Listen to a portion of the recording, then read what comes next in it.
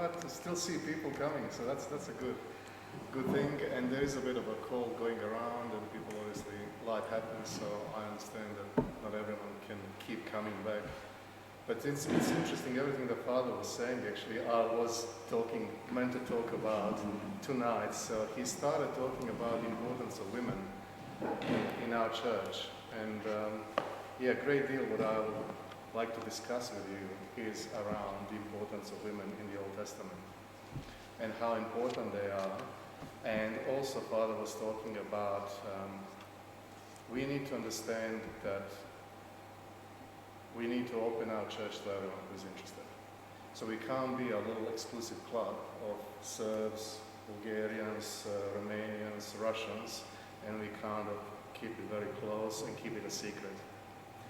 One of the theologians, Orthodox theologians, was saying that Orthodoxy is the best kept secret in the 20th century. We can say 21st now. But that shouldn't be the case. We should share what we have. We should be proud of who we are and our nationality and our customs and our identity, but we need to open our church to everyone. So tonight, as Father was saying, whether you're Greek or a Jew or whoever, whatever, Christ is one and church is open to everyone. So tonight we'll talk about that as well. So it's interesting how Father and I didn't talk about at all what I'm going to talk about tonight, but he kind of touched already on those really important subjects. Holy Spirit be to honest. Yeah, that's right. Well, maybe from you, not from me, but I'm actually sorry that Vida is not here. And Jovan, is it Jovan who was next to her? And last time before I left, I said, what would you like to talk about next time? And I think it was Jovan, was it, who said, can you talk to us about Lot and how Lot can be righteous after what happened in the Old Testament? So that sent me to a theological rabbit hole. For 3 or 4 weeks I've been searching and looking looking from different angles. So I wanted to thank them both, saying thanks for that. That was 4 weeks of ups and downs and trying to find information so I can present to you, because it is one of those difficult stories. So do you know much about the story of Lot and what happened to him in the Old Testament and what happened to his family? You want to be brave? No? Alright. The other one? Yeah, can you tell us a little bit? He lived in Sodom and Gomorrah. Yeah. Can you speak up a little bit so everyone can hear? So Lot lived in Sodom and Gomorrah, where there was heaps of bad stuff going around. And when the Holy Trinity came to visit Abraham, after they visited him, they also went to visit him in the likeness of angels. And then the people that lived there, they were perverse, they were wicked people, easiest way to describe it. They wanted to have intercourse with the angels. And then as a way for God to protect him, God himself spoke and said, pack your family and leave the city. Tomorrow I'm going to destroy it.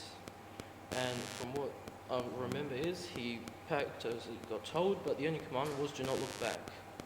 His wife looked back, and she turned into a salt pillar because she looked at that old life, the sin that was back there, and that was a punishment. That's all about it. So that's the first part of the story. Very well said, well done. I know to be on the spot, but you did very well. So that's the first part of the story. So a very difficult story to hear. And I often, when I came back to church and to church life and to started looking at the Bible seriously, you find these difficult stories and you're wondering, well, why is that there? The easiest thing, if you think about it, the easiest thing would be for someone to go, this is a bit weird, this is a weird story, this is a difficult story, let's just delete it. Let's not copy it, later on. But that story stayed and still in our Bibles. So there's 2 parts of this story. The first part that you talked about, which I'll come back in a second. Second part, when Lot left with his daughters, they ended up in a mountain far away from the city, and even more disturbing story. So I do need to preface this tonight. That's why I was a little bit surprised why people wanted to talk about this very difficult story. So I just want to warn you that there is a bit of a sensitive topics that we're going to be talking about tonight. I'm not a psychologist in any way, shape or form, but if this triggers you up for whatever reason, I'm happy to stay and talk to you as well. Second part of the story is Lot and his daughter ended up moving away from Sodom and going into this mountain far, far away from other people. And the daughters came up with a plan to have intercourse with their own father to have children. I can see your faces. It is difficult. It is a very strange story, isn't it? It's difficult to understand. So what's happening for you now that I just said that? Tell me what's going on through your mind. I don't know, unbelievable. Unbelievable. And yet it's in the Bible. So give me some words, how you feel, like what's going on through your mind? Uncomfortable, definitely, yeah. Yeah. Very hard to believe, isn't it? Anyone else brave enough to speak up? Yeah? It's a bit uncomfortable to hear that. It's really uncomfortable, absolutely. But I implore you to stay with me. You will see at the end of this lecture, hopefully, why that story is still there, why it's so important, and why we can still learn things from that story. So I'll stop there and I'll go back to one of my slides, which is, have a look in your Bibles, and I'll read this slowly, so I'll tell you this slowly so you can find it. So find the book of Isaiah in the Old Testament, chapter 55.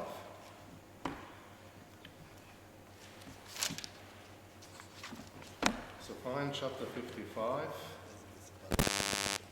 verses 5 to 9.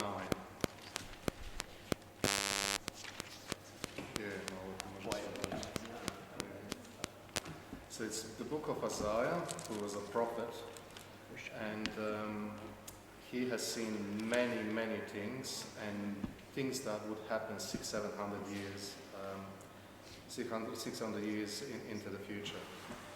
So if you look at the chapter 55, verses 5 to 9, it talks about something that was unthinkable for the Jewish people back then. It was talking about how all the nations will come to God. And there is a verse there towards the end where it says, God says to Isaiah, and then Isaiah as the prophet is saying this to everyone else. So he speaks on behalf of God. He says, my thoughts are not your thoughts, nor your ways are my ways, says the Lord. For as the heavens are higher than the earth, so are my ways higher than your ways, and my thoughts are than your thoughts. So why am I pointing this to you guys? We look at our world, and we look at this text. We look from a particular point of time. 21st century, Adelaide, Haimarsh. We are looking at a text that is 3,000-4,000 years old. And we are already coming with preconceived ideas and thoughts. We look at what's happening around us often, and we see things that makes no sense, that the wicked are getting, stuff while the righteous are not prospering. We see that, good people are suffering. And of course we're going to think, well, why is that happening? How can that be? But this is the first kind of point that I want to make, that how God sees things is very different from us. God lives basically outside space and time continuum, so he's completely removed from our way of thinking, from the linear thinking, from thinking about past, present and future. So this is a beautiful text that I want you to think about, that verse. My thoughts are not your thoughts, and nor are your ways my ways, says the Lord. As we continue talking about this very difficult story.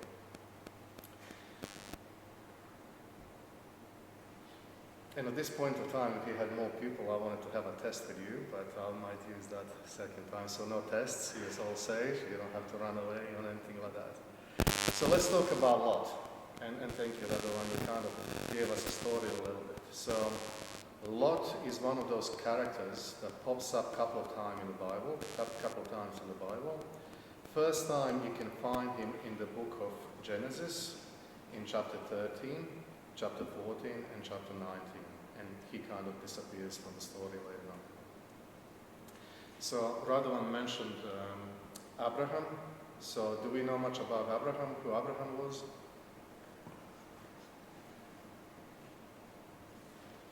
I can't hear you. Is this? Sidetrack. Yeah. All right. So Abraham and Lot, so they were related. So Lot was Abraham's nephew. So what happens in the story when you start reading about Lot is that they were really close. They had a lot of animals. They had a lot of people. They had a lot of domestic animals. And that was wealth back then. Oh, here we go. Feeling that everyone's looking over there rather than listening to me. So they had a lot of, they were rich. They had a lot of animals. They had a lot of people, but the resources weren't enough. So they had to kind of come to an agreement to split up and go different ways. And Abraham said to Lot, you pick and choose the side. So Lot chose really fertile, luscious green land of Jordan Valley, which was, and he kind of found his space where he's going to put the tents near the city of Sodom. Now that's one of the words that we know that's kind of came into this pop culture. And every time when you mention Sodom and Gomorrah, you know that something really bad happened there, those two cities. And as Radovan was saying just then, it was those two cities were full of wicked people who completely just did the wrong thing. There was no. It's interesting when you have time, go back to the chapters 13, 14 in Genesis and 19. When God decides, I can't tolerate this anymore. This level of sin is so big. It's like cancer, it's spreading. And I need to do something about it. And I will destroy the whole city. Abraham goes and says to God, would you save the city if you find 50 righteous people? God says, yeah, I will. Find me 50 people and I will save them. And then Abraham goes, oh, what about 40? He goes, if you find 40, I'll save the city. He goes, well, what about 30? I'm not joking, this is how the story goes. And they couldn't find anyone. The only righteous person was Lot. And he was saved by the two angels that Radovan mentioned. He was warned to leave the city before it's completely destroyed, because the level and the depth of the sin was so much that there was nothing that God could put down for them. So the two angels visit Lot, warn him about God's impending judgment of Sodom, and they leave. As Radovan said, at one point of time, his wife turns back and looks at the city, which symbolically represents, I guess, not being able to first to obey to what God said, second, looking back to the past instead of looking to the future, and the text says that she was turned into a pillar of salt. So he just lost his wife. So they have seen these two cities completely destroyed, and then he's just seen his wife pretty much dying in front of him. So he's left with his two daughters, and they are now running away from this complete, utter destruction that's happening. So they're trying to run away as far as they can. They end up in these mountains in a cave. So this is the disturbing part of the story, when the daughters, being there with their father, decide to have intercourse with their own father to bear children. So how are they going to do that? They had a plan. The older one said, let's make him drunk. So we'll give him wine, and he's going to drink a lot, and while he's drunk, we will sleep with him. And I'm sorry that I'm telling you this story, but I promise, I can see your faces, it's quite disturbing, but I promise you that there is a point to all of this. And as a result, so the oldest daughter first sleeps with her father, and then thereafter the younger daughter goes and sleeps with her father. So they then become pregnant, and they have two sons. So the sons, the text says that the sons are the forefathers of two nations, which is really important. So those children that are born from incest are the forefathers of two specific nations. One is called Moabites from Moab, and the other nation is Ammonites. So did anyone hear those two words, Moabites and Ammonites? No?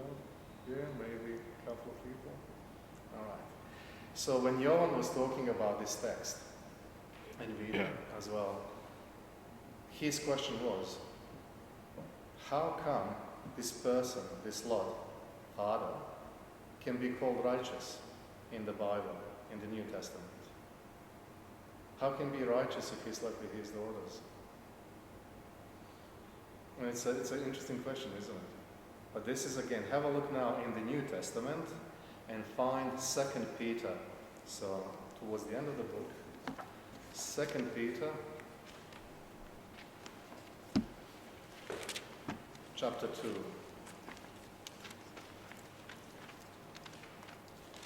Something quite interesting happens. So we move from the Old Testament, we are now in the New Testament.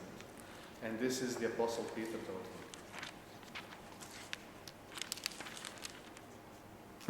So 2 Peter chapter 2, verses 6 and 8. And I'll read what I have on my screen. And part of the words of the verses says, "And turning the cities of Sodom and Gomorrah into ashes, condemned them to destruction." Oops. My screen just gone.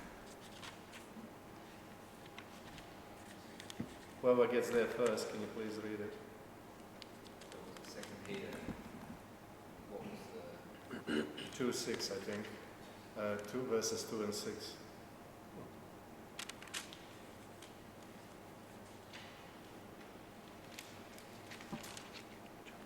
Can I read? Sorry? Can I read? Yes, please. And if by turning the cities of Sodom and Gomorrah to ashes, he condemned them to extinction and made them an example of what is coming to the ungodly. And if you rescued Lot, a righteous man greatly distressed by the licentious of the lawless, for the righteous man, living among them day and after day, was tormented in his righteous soul by the lawless deeds that he saw and heard. Thank you. So, what can you pick up from that verse? It was a lesson from God. Sorry? A lesson from God. God. But what is Lot called specifically? What is a lot? Called, yeah. In what dynamic? He was oppressed. In the Sorry? verse? Oppressed. Oppressed and what? Sorry, my computer just is doing something really funny with me. So just bear with me. So he's called righteous. Righteous Lot. So that's the text that talks about Lot being righteous. So when I say the words righteous, what other words pop in your mind? How would you describe the word righteous in English? What are the synonyms that you would use?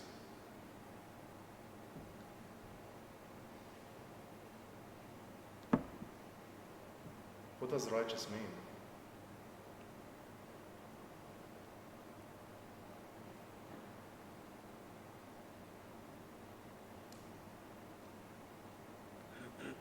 Anyone brave?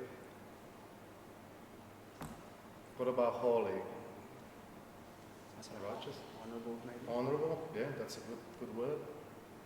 What other words?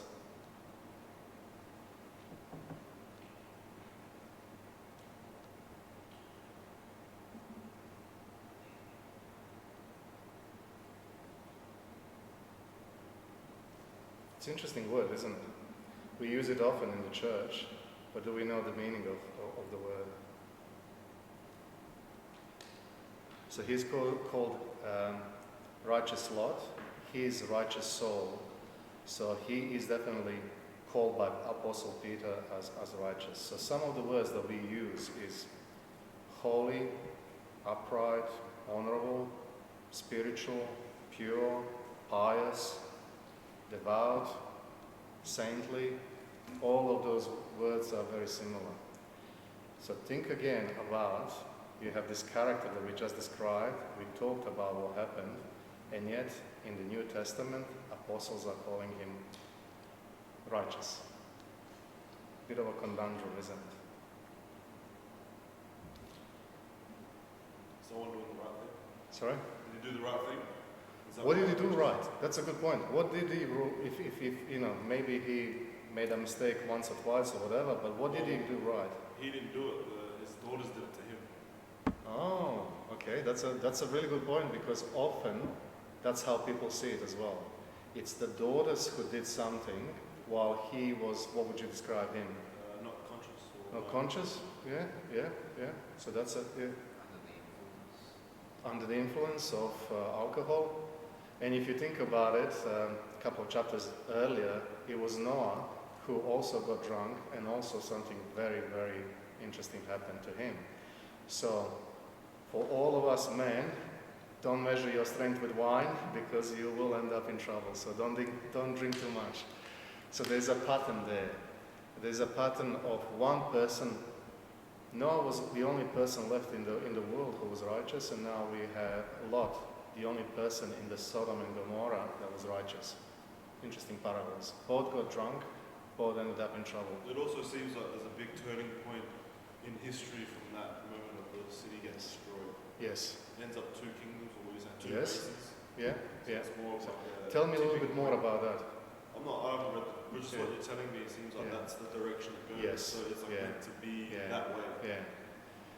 Anyone else wants to talk So and it's say? more of a God's willingness than his own. Yeah. So is he guilty? Are the daughters guilty? Who is guilty? Who's not guilty? The man that holds Who makes the that one who's decision? guilty is the one who holds himself accountable. Yeah. Okay. So self sort of reflection. That's important. Would be guilty of different sins, would they not? So can you just? They'd be guilty of different sins. Yeah. Wouldn't they? Yeah. The father became drunk, Yeah. and the daughters committed adultery. Yeah. So they committed different sins to each Yeah. other. Yeah. Can I hear from someone else? How are you hearing this story? What are you hearing? And how would you? I know that you're shocked. You probably never heard this story before, and this is probably the last thing you wanted to talk about. But it's an important story, and it's important that it's still in the Bible. It wasn't glossed over. It wasn't deleted. That would be the easiest way to do it. How do you decide who's right, who's wrong in this case? You have this story that's 3,000 or 4,000 years old. You're reading it and you're making a decision.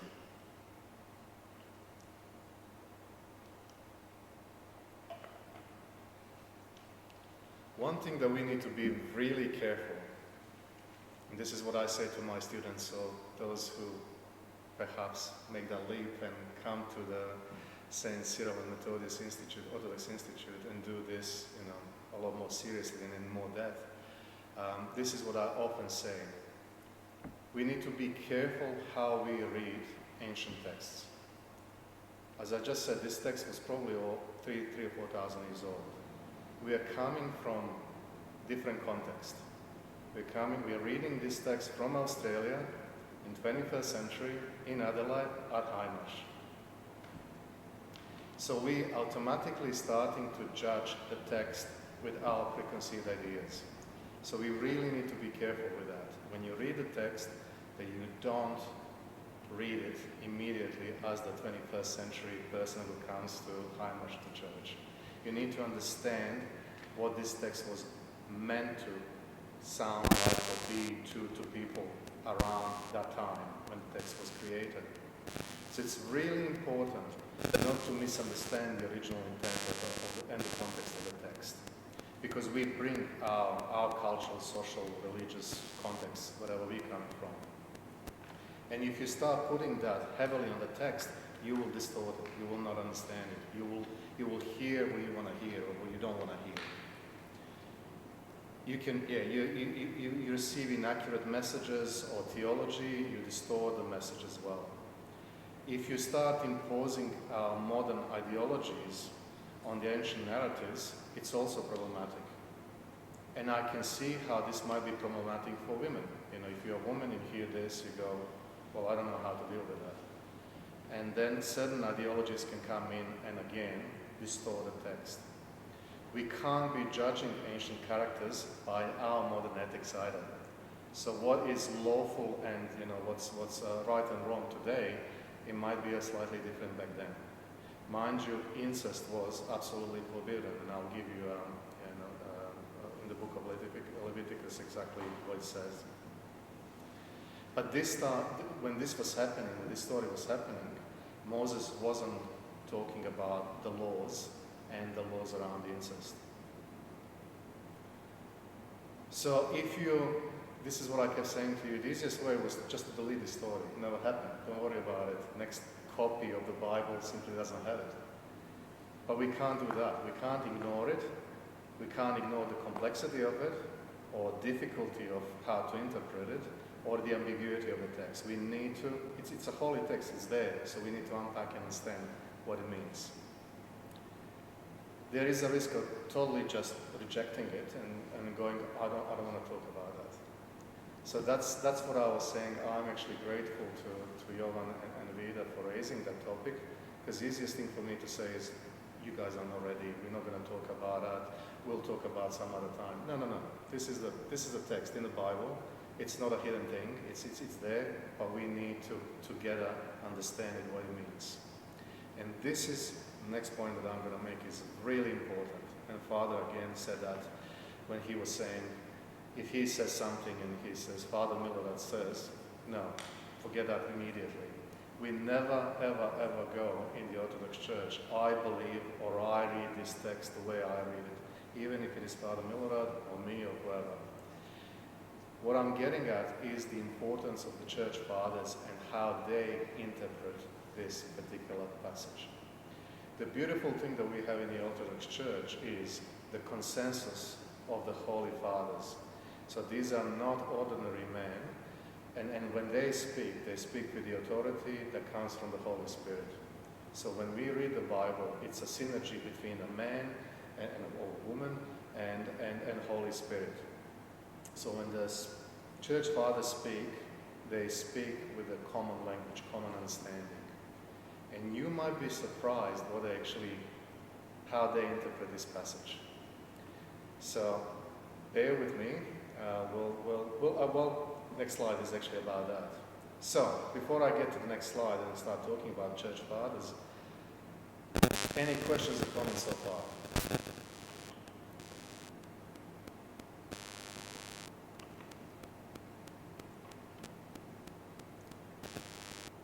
Are there any other sort of verses that you go, what is that all about? That makes no sense, so it's really hard to understand. Another one? You're quiet? So we have a difficult story, really difficult story, that talks about essentially incest. And this is how some of the Church Fathers, I have 2 or 3 I think that I pulled up and I want to discuss it with you. So the first one is Saint John Chrysostom, one of the biggest theologians that the Orthodox Church ever had. So what he says is, and this is why I love to have a sort of something that you can see what I can see, rather than bear with my accent, but just listen. Therefore, what he says is, therefore, let no one ever presume to condemn the just man or his daughters. This is incredible. He's saying don't condemn them, either of them. Not one or the other. Not saying that he was not guilty because he was drunk or the daughters did something wrong. What he's saying is, therefore, let no one ever presume to condemn the just man or his daughters. After all, how could it be other than a mark of extreme folly and stupidity to condemn those whom sacred scripture, he's talking about 2 Peter, discharges of all sins, and from whom rather it ever supplies such a remarkable defense. So he is conscious, and he's saying that the Holy Scripture itself is defending them, and basically saying we can't condemn those people, either Lot or the daughters. And I want you to think about this. It's really important. We are wired as human beings to make decisions in 2.5 seconds. I see you too, and I make decisions in my mind, whether I'm conscious of it or not. You know, you see me, you go, who's this Paul Peter guy, you know, pretends that he knows something. You make judgments.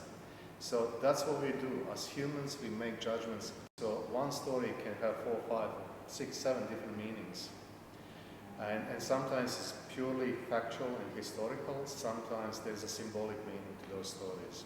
So often church fathers are really strong and interpret these texts as symbolic, something that's you know, deeper sort of level understanding that's required to understand the text. So Saint Irenaeus says something quite interesting again, which I think someone else down there at the table mentioned. So what he says is, this happened without Lot's knowledge and without his having been a slave to pleasure. So what Saint Irenaeus says is that basically what happened to Lot wasn't a result of lust. It wasn't a lustful thought that came into his mind, and as a result of lust, that's what happened. He continues and he says, it's quite remarkable actually what he says. It was accomplished wholly by divine arrangement, through which 2 synagogues, 2 churches, Samaria and Judea, born from one of the same father, without carnal pleasure ever evoked. So what he's doing here, he sees this story in a symbolic way. So those 2 children become 2 different synagogues, 2 different churches, I guess. I also found what Saint Nikolai Velimirovich says a lot. There's a whole homily about him, and there's a lot to read there. But this is one of our saints, Serbian saints, that again completely sees and understands Lot as a righteous man. This is what he says. However, only one righteous man was found in Sodom, Lot, and he was a stranger. So that's important. He was a stranger to the city. He wasn't native to the city.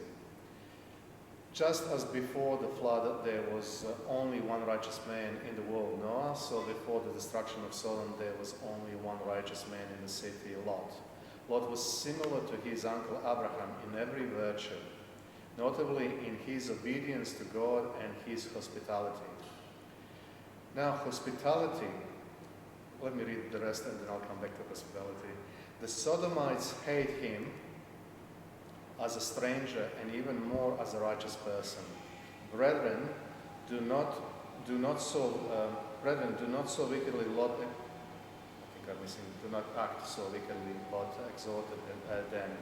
He called the corrupt people his brethren in order to calm them and to remind them not to commit evil, in order to save them.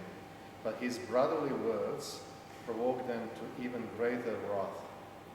Lot was found worthy to have the angels of God visit him and deliver him from the corrupt city whose sins cried out to God.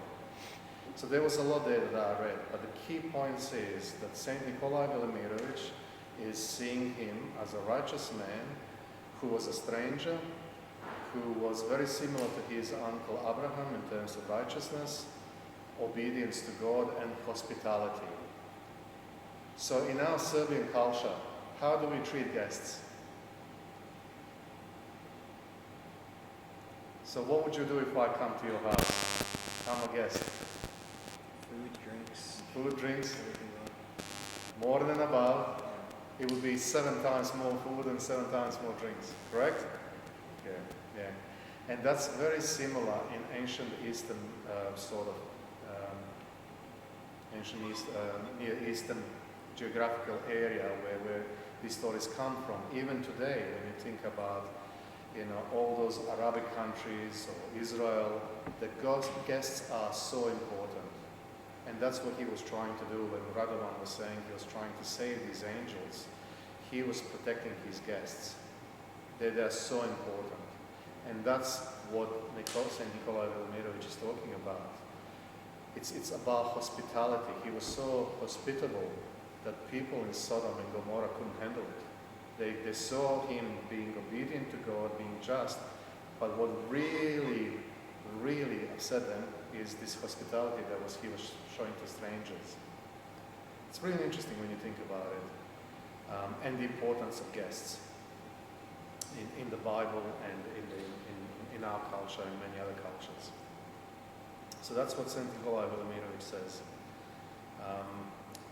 Then we have another very interesting way of understanding this story, and this comes from, he's not a church father, he's not a holy man, he was someone who was writing, he wrote a lot of books, but unfortunately some of his theology kind of wasn't orthodox, so he was never declared a saint.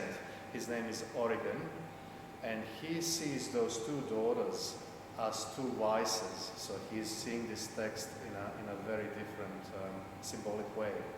He sees those two sisters, first one as vainglory, the other one as pride. And he says to all of us, be careful so you don't give the birth to children, vainglory and pride.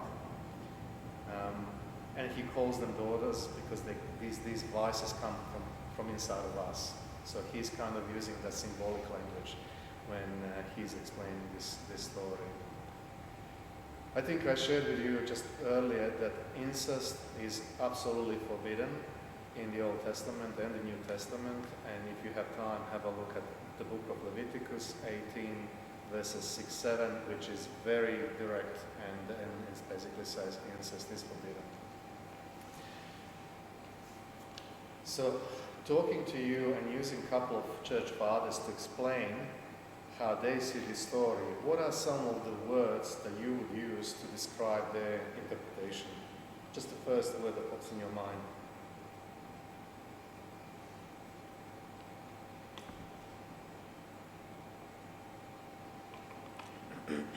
Contextual. Interesting.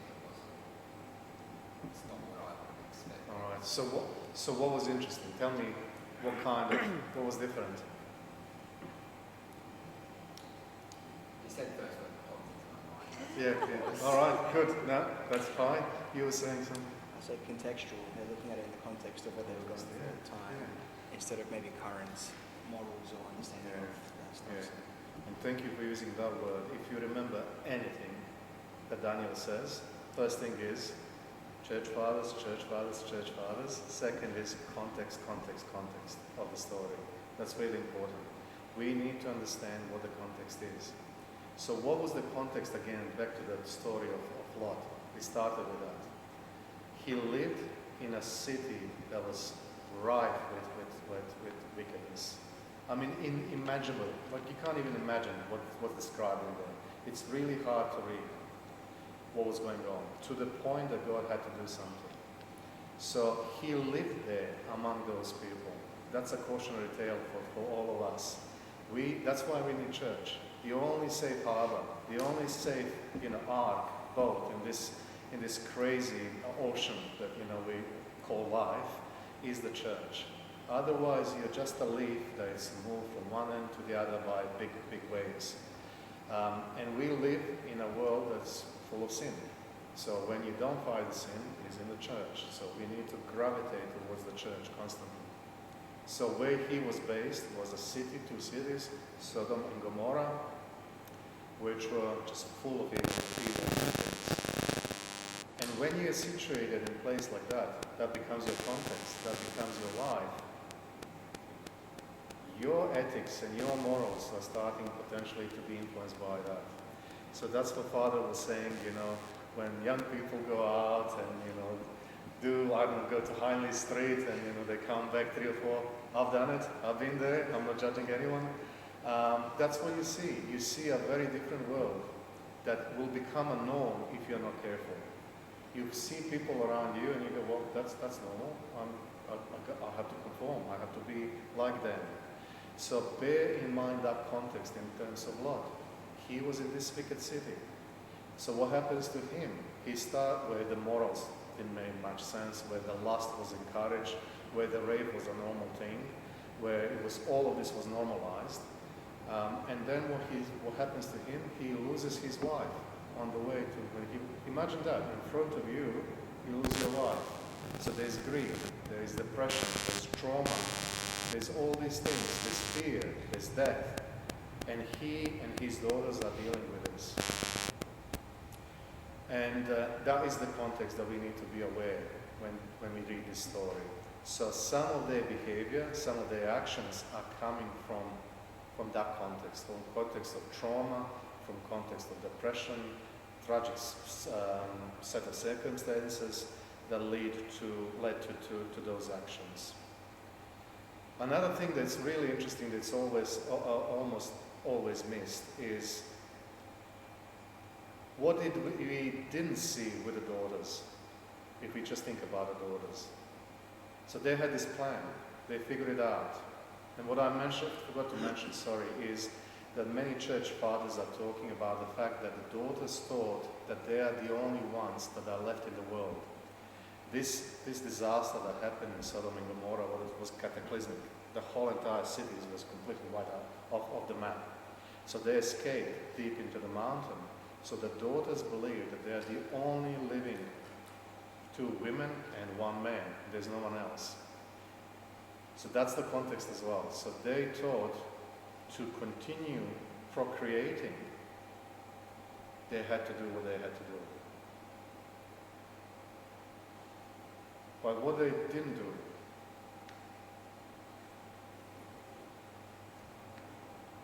What was that? sorry? What did you ask? What they didn't do. So they had a plan. They figured it out, what they're going to do. They're going to, with the best intentions, and this is what we do. So Adam and Eve were really, if you say that we all came from Adam and Eve, Yeah. the same sort of thing will happen. Yeah. So yeah. So do you want to say a little bit more about that? Well, it's obvious, really. They have Yeah. to interbreed anyway Yeah. to create So more races. they firmly believe there's no one else. But this is what I'm kind of going with this as well. It's the fact that sometimes we as humans, we don't allow God to be in our life. We know the best.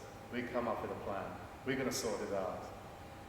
I have a plan what I'm going to do in the next 5 years or 7 years. And we have these, plans that there's another passage in the Bible, which was one of my favorite ones, where it says, man plans his way, but God directs his steps. So we come up with all sorts of plans, but God is directing our steps.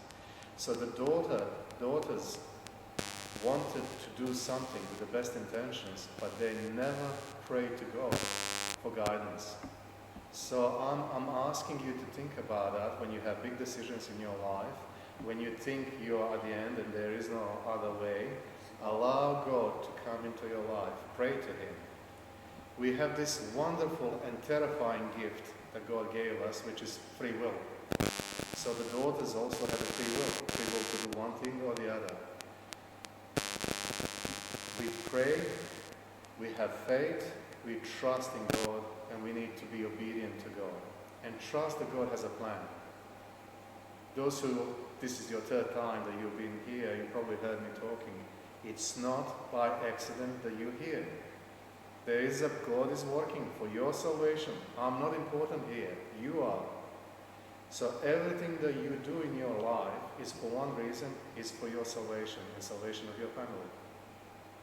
So every time when you have a big decision in your life and our human nature kicks in, I'm going to sort it and I'm going to do A, B, C, D, pray to God. Allow God to lead you where you need to be, rather than using the free will for a wrong reason. So I'm going to speed up now, and we're going to quickly move very shortly from story of Lot to another story. So what happened, as I said, is the daughter slept with their father, and one of those children became a father to Moabites. So we read that in the book of Genesis, chapter 19, verse 37. Then the eldest daughter bore a son and called his name Moab, saying, "He is from my father." That's the meaning of the name. He is the father of the Moabites to this present day. That's what the text says. So when you have a look at the Old Testament and you kind of search, who are these Moabites? So that's a nation of people. So many people. Started with that. 2 nations that are not talking, that are not mixing. There's another story when they do mix, and it says basically that Israelite men were seduced by Moabite women, and as a result, wouldn't worship God anymore. They would start worshipping idols. So there's this negativity that's surrounding the whole entire nation of people called Moabites. Many other examples that I'm not going to go through. There's many wars that are raging between Israel and Moabites. And the prophets are especially strong when they talk about Moab and the divine judgment that will fall upon this particular geographical area or the people. So the verse that specifically talk about the exclusion of the Moabites is in Deuteronomy 23 verses 4 and 5. Moabite shall not enter the assembly of the Lord, even to the 10th generation. None of his descendants shall enter the assembly of the Lord forever, because they did not meet you with bread and water, hospitality again. See how it's important? All the Israelites wanted a little bit of bread and water, and they weren't given any. And as a result, there's exclusion of these people. So, hold that thought. Does anyone know anything about the book of Ruth? Another one? Alright. Have a look, find it in the Bible. So the book of Ruth is a female name. So there's a whole book about a woman. It's a very short book. It's only 4 chapters, I think, from memory. And it's a very interesting story, especially for the women to read, and for the men, but especially for the women. We don't have often a whole book dedicated to a woman or women where the women are really prominent in the story. So, when I say, in our Serbian culture, when I say mother-in-law and daughter-in-law, what happens? Smiles. You have mother-in-law and you have daughter-in-law. What is usually what happens? Yeah, fighting. Lots of issues with mothers-in-law and daughters-in-law. So again, if you want to read a very short book, really pointy, really interesting book, is the Book of Ruth. Go on. Is it often where the orphans are known in stories? Orphans? Sorry. The author is unknown. Yeah, many of the books. It just happens many times we don't know actually who wrote the book. We assume, but we don't know, who actually wrote the book. But in some of the books, they presume that the author might be. Yes. So for example, first 5 books, we believe that Moses wrote them, but there's many other theories and different people see these things differently. But some books we simply don't know who literally wrote these books.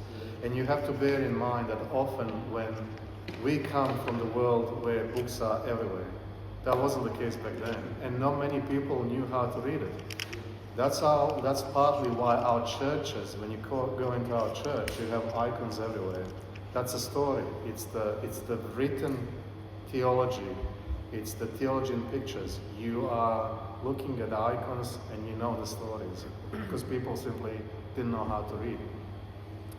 So Book of Ruth, interesting book about mother-in-law and a daughter-in-law. So what's important about Ruth? Ruth was a woman who had a husband, and he dies. I know tonight it's really depressing. Every story that I told you, it's very depressing. So what do you think happens to women back at that time if you lose a husband? Sorry? It's So anyone else? What do you think? What is the life gonna look for that woman? I'll think that to the brother, right? Is that as well? Female goes to the brother. All right, yeah, that's right. I'm glad that you picked that up. So I'll explain that in a second. But how the woman, what do you think her life will be like? Is it easy? Is it harder? Is it going to be the same? Why would it be harder? Yeah. So emotionally hard. What else? Physically, financially. Perfect. Absolutely. And again, imagine even today, 21st century, if you're husband and wife and you have children and suddenly, one partner dies, it's really, really difficult for women especially to continue the life. It doesn't happen much often nowadays. Like the female usually just moves on to another man. It's like it's weird. Yeah, Because yeah, well, then that man yeah. raises your blood. Yeah, that's right. Yeah. So we have this story where mother-in-law and daughter-in-law, husband of the daughter-in-law dies, and as a result, mother-in-law says, well, we don't have a male person to protect us anymore. So I'm going to go, mother-in-law says, I'm going to go back to my country. She's an Israelite. Ruth, really important. Ruth is not an Israelite. She's not a Jewish woman. She's a Moabite. Remember what we talked about? She is the undesirable, the one that nobody wants to touch, the one that nobody wants to talk about. Nobody wants to marry her potentially, because she is from different nation. She is from the other people that we don't mix. So when you think about the story, and mother-in-law says, I'm going back to my country to be among my people. I suggest you two daughters-in-law, you go back to your countries to be among your people. Something quite incredible happens. Ruth says, no, I'm coming with you. I'm going to go with you back to your people and I will worship your God. And I'm glad you mentioned that so this is something that was happening in the Old Testament time. If there are two brothers and one brother pass away and his wife is still alive, that wife marries the brother. And again, shocking for today, thinking. But it was, sorry? It just makes sense. Why would it make sense?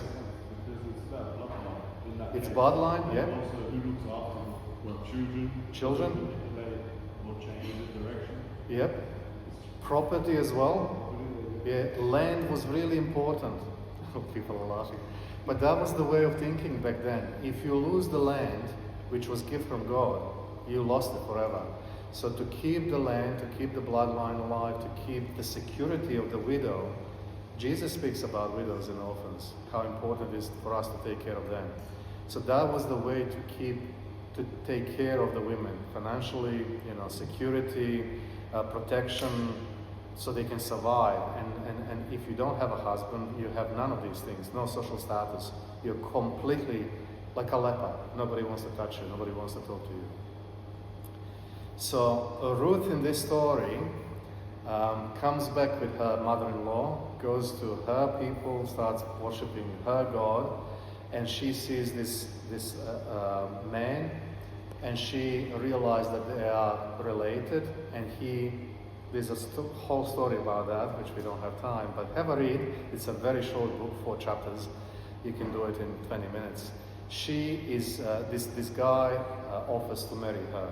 So there's a Jewish guy who marries a Moabite woman, and obviously she gets the protection, she gets the financial security. She has a social status. So at the end it's a feel-good story, isn't it? So we started very depressing, very scandalous story with the Lot and the daughters. Then we started depressing, story about husbands dying, destitute, don't know what to do. But she chooses to go with her mother-in-law, and she finds this guy, Boaz. His name is Boaz. She marries him, and they have children. And the children there's a list of children. And it goes, one was Obed, and then his son was Jesse, and then his son was King David. So from this Moabite woman, the most important character in the Old Testament, King David, that's his grandmother. So think about that. So this is what Ruth said to her mother-in-law, and this is the first chapter, verse 16. But Ruth said, "Do not ask me to leave you or turn back from following you. For wherever you go, I will go. Wherever you lodge, I will lodge. Your people shall be my people, and your God my God. So there is a woman who is a total stranger, who is not an Israelite, but she chooses to believe in God of Israel. So when you have time, have a read of that book. So now I want you all to have a look in your Bibles and go to Gospel of Matthew. So Gospel of Matthew, New Testament.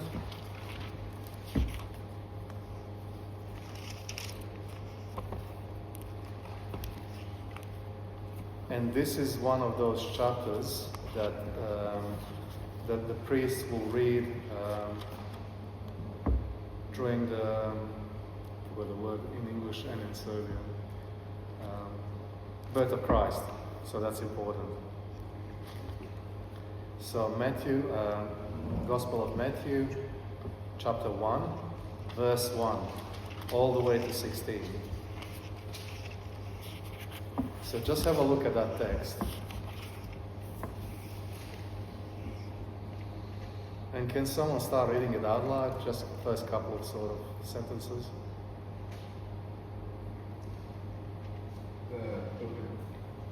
The genealogy of Jesus Christ, the son of David, the son of Abraham. Abraham begot Isaac, Isaac begot Jacob, and Jacob begot Judah and his brothers. Judah begot Perez and Zerah by Tamar. Perez begot Hezron, Hezron begot. Thank you. You can stop there. I don't want to torture you anymore. Boring, isn't it? No, it's not. And I can bet you that all of us, most of us, switch off completely when the priest is reading this or when you're reading this. It's just a name after name after name after name, and you switch off. And often people go, "Oh, this is so boring," just a whole bunch of old names that make no sense. You can't pronounce it. There's some incredible theology in those 16 verses. So what's interesting is a couple of points that I'll share with you. So it starts from where? What is the first name that's mentioned? Jesus. First name is Abraham. So it starts from Abraham. When you have time, have a look at Gospel of Luke. In Gospel of Luke, chapter 3, it goes all the way back to Adam. Genealogy, same thing, but all the way to Adam. Is it like a bloodline? Yep, bloodline from Adam in Luke. Here we have it from Abraham onwards. So we start with Abraham, we finish with Jesus. So that's the genealogy that you read there. So if you continue reading, you'll end up with Jesus at the end. So what is the significance of Matthew, Gospel of Matthew, Apostle Matthew, starting from Abraham, rather than from Adam or anywhere else? So what's important to understand is when you read the Gospel of Matthew, it's the Gospel that was meant for the Jewish people back at that time. That's the most Jewish sort of Gospel that you can find of all Gospels. So it was important to say to the Jews at that time, Jesus Christ, is going all the way back to Abraham, the forefather, one of the most important people in the Old Testament. And that through Abraham, if you go down, it goes to King David. And King David then goes all the way, the lineage, the bloodline, is the royal Davidic bloodline. And that's important for the Jewish people because the Messiah that they expect is coming from the royal Davidic bloodline. They have to be descendant of the King David. So that's what he's trying to say there. But even more incredible thing that you completely miss and many other people, and I missed for years and years and years. Among those names that I kind of tricked you when I said boring and you went, yeah, boring. There's 5 names, 5 women that are mentioned. One of them is Tamar, I think you read her name before I stopped you. Another is Rahab, Ruth, that we just talked about. And another one that's not mentioned, but it's in there when you know the context. It's Bathsheba, the wife of Uriah, who I'll tell you what happened there. And then, sorry? No, No, go. Is that Sheba like the one that married Solomon? Yes. Yeah, that's right. Solomon, David, not Solomon. So Bathsheba married David, and Solomon was his son. But something quite incredible happens here. In the Gospel of Luke, when you go and read that genealogy, it's all men. One after another, from Adam all the way to Christ, to Jesus. Here we have 5 women, including Mary, Virgin Mary at the end. And this is what I was when we started talking about judging people very quickly, and how God has different sets of judging, and He brings people to His plan. There is a plan. There's God's providence constantly. God is working through anyone at any time towards His kingdom. And when we can very quickly judge people. So these 5 women, 4 without Mary, so 4 women did some really interesting stuff. So Tamar, she tricked her father-in-law and slept with him so she can continue her bloodline. Rahab was a prostitute, and she was saved. She saved some Israelite spies, and is mentioned in this text. Ruth was a Moabite. She was the one that no Israel should touch, be with, around, be friends, let alone marry. And Bathsheba, that we talked about, was someone that King David again, king, one of the most important characters in the Old Testament. Do you know much about him? We read Psalm 50 every time we have a liturgy, that he created, he spoke. It's a story about him and Bathsheba. But he basically saw this beautiful woman, started having these lustful thoughts, slept with her, she became pregnant, and he decided to kill her husband as well. So these are characters that we have on our icons. But the key point is, they repented. They are not these elevated angelic beings that, levitate in the air. They are men and women just like us. We sin, the key is to repent. So you have Tamar, who did something really wrong with her father-in-law. You have Rahab, who was a prostitute. Ruth, who was a Moabite. And Bathsheba is this woman who had a husband but slept with someone else, committed adultery. And the big question then is, why would these 4 women be in genealogy of Jesus? Can you see the conundrum there? Can you see how this might be a problem?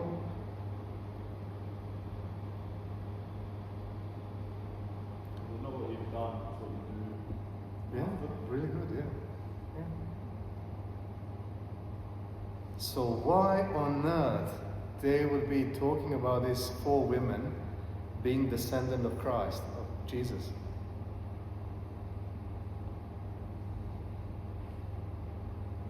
Are they actually related, like bloodline? Or So it's a bloodline, but if I had a dodgy grandfather, I'll probably not talk publicly about him, would I?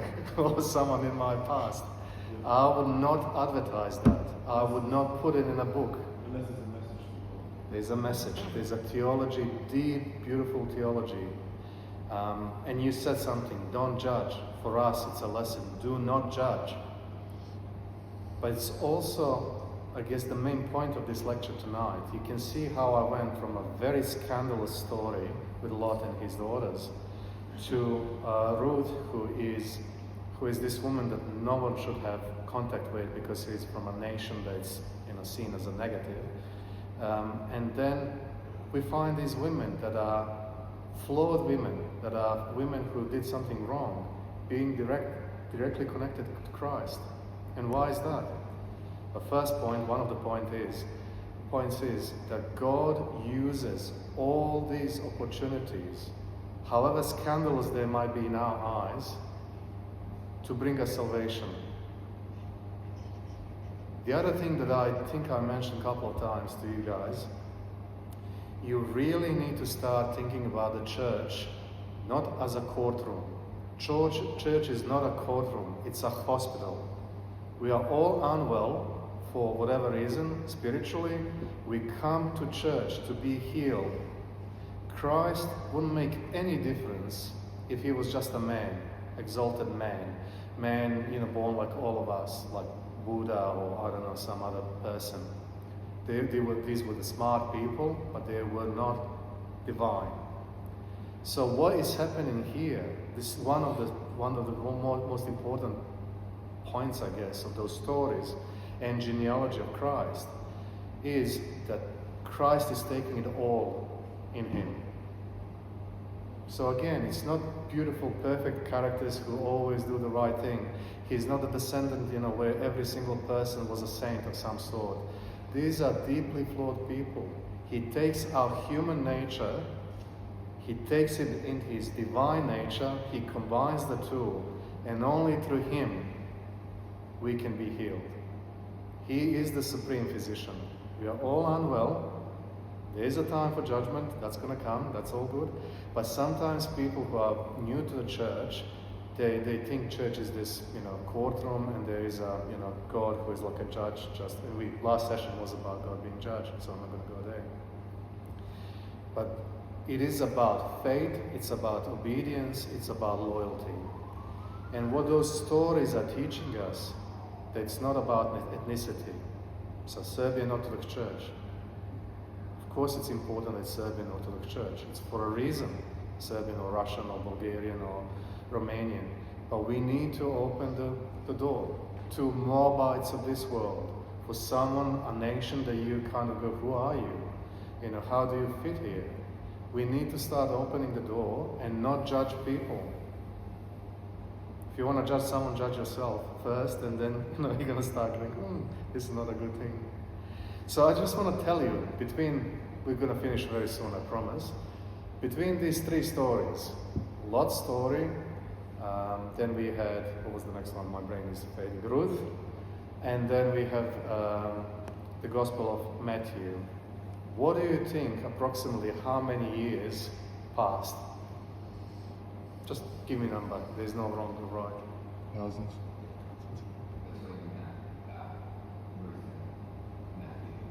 All of it, from one to the end. 14 generations. Sorry? 14 generations. Well, that's a very diplomatic answer. That's 14 generations. Approximately, nobody knows for certain, but between 1,700 and 1,900 years. So I'm connecting these stories for you today, but see how God sees things in a different way. He knew that that's going to happen with Lot over there. He knew that Ruth will do what she's done, and she's going to become a foremother of Christ. And then we have Christ. So this story, that's imaginable for us to see the whole thing. We started judging Lot, we started judging the daughters, we started judging Ruth, we judge people around us. But God thinks in a different time frames, in a different way.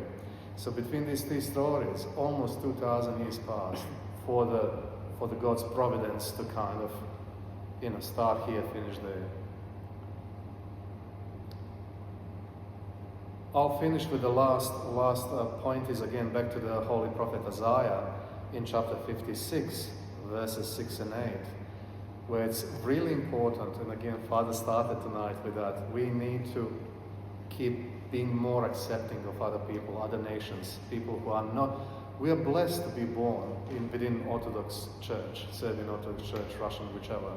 It's a blessing that you already have this given to you by God.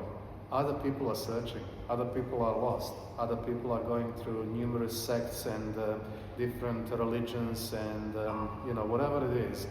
And people get damaged, traumatized, similar to Lot, before they finally arrive to home called Orthodox Church. So Prophet Isaiah, again, he was a prophet, so he taught and he could see things that will happen 600-700 years in future. And he constantly talked about God being God of all people, of all the foreigners and the Israelites. And he actually says in Isaiah 56, verses 6 to 8, "My house shall be called house of prayer for all nations." So this church is church for all nations. It's not just for me or for you or for our little exclusive club. It's for everyone, including Moabites, including people like sinners like David, King David, or Ruth, or Lot, or his daughters. So hopefully we started the pressing with a really difficult story, and if you see the connection, you can see how God is working in our lives, in the lives of of all of us, in the history, I guess, of the humans. That's what I'm trying to say.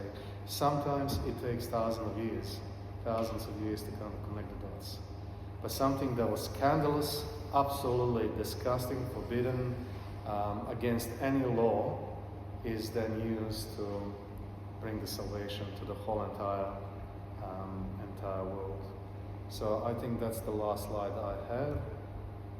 So, question, comments?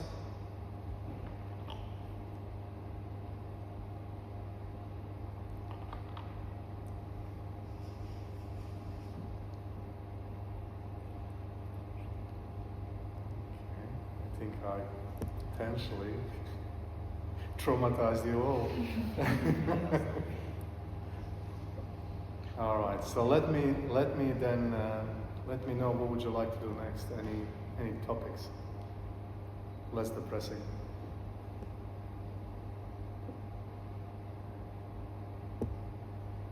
Yeah. All right, then my choice. What about ones that check when this one was made by King David? Sorry, can't This hear. one was made by King David. Yeah? The Bible? Yeah, what about the Geneva Bible? Why So are that's they all right. Yeah. So there's different. the ones before that? Yeah. So there's different versions of the Bibles, and in English, unfortunately, you have thousands and thousands of different Bibles, different versions. So what's important for us as Orthodox Christians, this is only talking about the Orthodox Church, actually Catholic Church as well, to a degree. For the Old Testament, we use a specific version, Greek version, that's called Septuagint. So you don't use this one, is it? So that's in there, Septuagint version. The Old Testament that you read there is the Septuagint. New Testament is again different, and there's thousands of different versions, in English especially, and one of them is New King James Version that you're talking about. So that's the version that we have in our Orthodox Study Bible. Then you have different versions for different denominations and different churches using slightly different language. And then you have some versions that are completely wrong. There's a Jehovah's Witness Bible. There's one letter that is wrong, one tiny letter, and the whole thing is wrong. It's Gospel of John, when it's talking about Jesus and Jesus being God. In English, they put a God. So he becomes one of many. And God is with a small g, not a big G, capital G.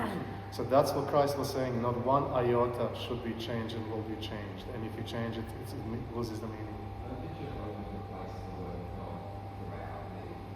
Yes, yes. So again, Jehovah's Witnesses believe that the name of God, Yahweh or Jehovah, is really important. So every time when the word should be the Lord, they use the proper name of God, which is discussed in the Old Testament, but they put so much emphasis on it. Another, I don't want to kind of talk too much about Jehovah's Witnesses, but this is again talking about context. There's one verse that they took out of context, where in the Old Testament it talks about life being in the blood of animals. So they took that literally, and they don't believe in transfusion. So at the moment for years and years and years, you have unfortunately people dying in hospitals because they believe that they shouldn't be receiving transfusion from anyone else, because if you do, you're mixing blood, you're mixing life, and that's not proper. So people are dying. I've got a topic that might be interesting or not. So it's Abraham, Yeah. which is Old Testament, Yeah. and how the other religions are connected through Abraham, and how Alright. Abraham evolved the Mhm. stories in the Old Testament, and where did it all split Okay. into the Jewish think one thing, Yeah. Islam think another, Yeah. and Christianity, and where did it start to branch off? Yeah. So, All right, that's a good topic. I think I can do that. What I don't want to, if we don't have time, is to do, yeah, I can do it. I think it'll be all right. Because I can't get into the what happens after, you know, like with the different religions, it's just going to be too long. But that's a really good point, because Abraham is considered to be a forefather of many, many nations, and many religions see him as that pivotal character. So the Jewish people, Islam, and Christians all go back to Abraham as the very most important person. So yeah, that's a good topic. I'll do that. Yeah, I'll do that. I can do that. Another topic suggestion, since Leviticus was mentioned, Mm. how that ancient law, put it that way, Christ brought it into the New Testament as well, and how it applies to us in modern day Right. context. So we did talk a little bit about that last week, didn't we? When we talked about God as a lawgiver. But we only, all right, let me think about it. I'll put that on hold. I'll probably do something about Abraham and why he's considered to be so important for so many religions. Once the split happens, that becomes quite difficult to talk about. Any other comments? Sorry, maybe I'm thinking too fast. The book of Leviticus is one of those books I think I share with you. It's like if you can't sleep at night, you start reading that book, you will be asleep within 3 chapters, you will be fast asleep. That's what my professor told me, and I believe it for many years. But when you actually read it, it's quite difficult to connect the book of Leviticus, which is very law, book about numerous laws. And some of the laws you're thinking, but why is this in the Bible, and how is that connecting to us? And again, everything that's in that book, there's a reason why it's there. So whether it's a symbolic, whether it's literal interpretation, whether it's a mystical interpretation, whether it's an allusion to Christ. And remember what I said to you, you can't look at the Old Testament just by looking at it. You always look at the Old Testament through the eyes of looking at Christ. So that's what we try to do tonight. We started the Old Testament, we ended up with Christ, and we made that look back, why it's important. Otherwise, you're going to end up in trouble. If you just read the story about Lot and his daughters, you could come up with all sorts of weird stuff, justifying all sorts of things. So, Abraham next time as the forefather of many religions, focusing on Old Testament, and why he's so important, why God chose him, why not anyone, why not Lot? Lot and Abraham were related, nephew and Lot was his nephew. It's 8 o'clock. Thank you so much for your time. Every time you come here, I'm actually grateful for your time. You don't have to be here. You're coming to hear something, and hopefully again this was spiritually beneficial, a bit different, and share with others. Please share it with others, what you learned today. That's how we grow as a church. If you keep it to yourself, not much is going to happen. It's going to be good to you, but share it with others and invite others as well. So Father, Thank you very much. Next time.